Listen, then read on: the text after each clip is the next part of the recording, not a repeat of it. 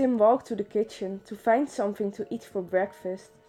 When he got there was some girl sitting on the counter looking at her phone.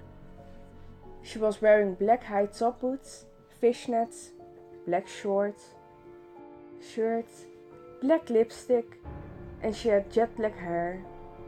He figured she had spent the night with his roommate Danny, so he gave her a friendly nod and poured himself a bowl of cereal.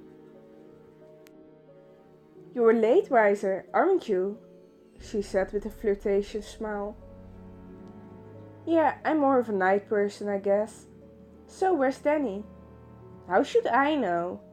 she said as she slid off the counter and walked closer to Tim. "I came here for you, not him." "Oh, I understand now," Tim said as he backed away from her and sat down at the table. Danny had tried to set him up with a few girls in the past, but there was only one girl he wanted. Danny's sister, Christine. Danny didn't care that Tim wanted his sister. He even tried hooking them up at first, but she just wasn't into Tim. Tim felt like he was close to winning Christine over though. So at this point, he wasn't going to screw around with some random chick. "You seem cool and all, but I've kinda got a thing I'm working on with someone else right now." "I'm not here to date you," she laughed. "I came here to ask you for your help. And if you help me, then I guess I could do you a favor." Tim wasn't looking for any favors, but he was a little curious as to what she wanted. "What do you need help with?" he asked. "I need you to kill someone for me," she said darkly. A shiver made its way down Tim's spine. With anyone else he would have left it off, as a joke. But there was something off about this girl. "Excuse me? You heard me. I need you to kill someone for me. Then I'll owe you a favor." "Okay, I'm going to find Danny. And if he doesn't tell me this is some kind of prank, I'm going to call the police." He stood up to walk to Danny's room, but she grabbed his shoulder and spun him around. "I wouldn't do that if I were you. He might think something's wrong with you if you bring him in here to show him nothing." "What?" Tim spat out, very confused. "People can only see me if I want them to, and right now you're the only one who can see me. I'll prove it. Your friend is about to come in here, and I bet you he doesn't see me." Sure enough, as soon as she stopped talking, Danny's door opened and he walked into the kitchen. "Last night was crazy, dude. I haven't partied like that in a long time," Danny said as he poured himself some cereal. "Yeah, I met your girl of choice already. She's been asking me some weird questions." "Who?" Danny looked baffled. "I didn't even know you were there." "I wasn't. I mean the girl you brought home with you," Tim pointed to the girl. "Ha ha, I get it. I screwed up last night and ended up with no one. That's very funny coming from you," Danny said.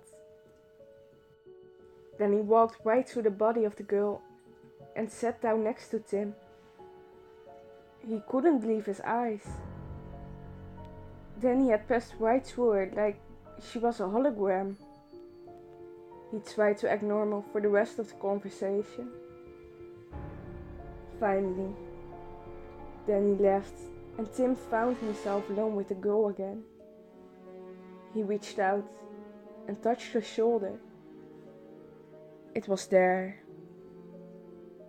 "Told you," she said happily. "Only you can see me or touch me." "What are you?"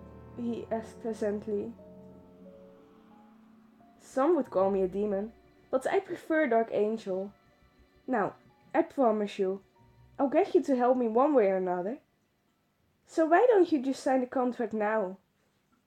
She pulled some folded up papers out of her back pocket and held them in front of him. No, I don't want to kill anybody. Sure you do. It will make you feel better. Trust me, it's fun. She gave another flirty smile. Then why don't you do it? What do you need me for? Because you've thought about it before, and I feel that you deserve the chance. Tim was more confused now. He had never seriously thought about murdering someone before. Maybe a few times after a bar fight, or when stuck in bad traffic, he would entertain the thought. But he would never actually do it. No, he said sternly. Fine, she looked pissed off now. But I'll be right by your side until you decide to change your mind. She followed him around for weeks, taunting him and shoving the contract in his face. He was over being scared, and at this point was more annoyed than anything else. She was driving him insane. Every morning when he woke up, she was there. Every day at work, she was there. Even in his dreams he couldn't get away from her. Until one day her frustration had boiled over. Fine, I tried to let you take the easy road, but now it's gonna suck, she screamed into his face and then vanished. Even though it sounded like a threat, he felt a wave of relief wash over him. Finally she was gone. And it couldn't have come at a better time. That night he had finally convinced Christine to go out to dinner with him. Tim and Christine had just finished eating and were waiting for the check. Things were going great. Tim felt like she was finally started to like him. Then out of nowhere a girl walked up to the table. Tim looked up and was shocked when he saw the dark angel standing behind her, with her hand stuck in the girl's back. She was controlling her like a puppet. Hey Tim, the words came out of the girl's mouth, but the dark angel was the one who spoke. I forgot to give you my number last night. We were so drunk. It just slipped my mind. Christine threw her napkin down and got up to leave. Tim got up to follow her and tried to explain, but she didn't want to hear it. Wait, I swear I don't know that girl. Someone's messing with me, he said to her in desperation. You know, Tim, I really thought you were different than most guys. Christine said with a tear in her eye. But no, as soon as I start to think you're better than that, I see who you really are. Stay the hell away from me. Without another word, she walked out. Tim drove home with a hollow feeling of anger and sadness clashing deep within him. He walked in his front door, only to be immediately confronted by the dark angel.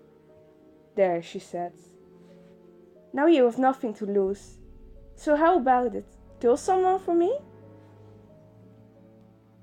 Yeah, okay, he said as he walked into the kitchen and grabbed a knife. How about I kill you?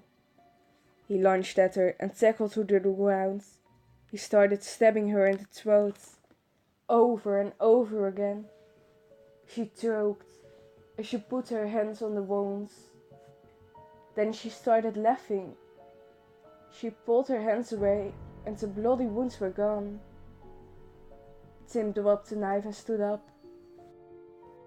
You can't kill me. I'm not human, you idiot, she said, still laughing. Tim felt helpless. All he wanted was to never see her again. If I kill someone for you, he started slowly, will you leave me alone? If you want, sure, and I owe you a favor. You have nothing I want, unless you can make Christine and me be together forever. I can do that, she said. The feeling of hope crept back into him slowly. If you do that, and leave me alone forever, I'll do it. Fine, she said gleefully. Sign this. She handed him the contract. He found a pen on the table and scribbled his name on it. "So, who do I have to kill?" he asked. She pulled the envelope out of her pocket and handed it to him. He opened it and pulled out a small mirror. "What's this?" "That's the man I want you to kill," she said with a devilish smile. "Are you fucking kidding me? No way I'm killing myself."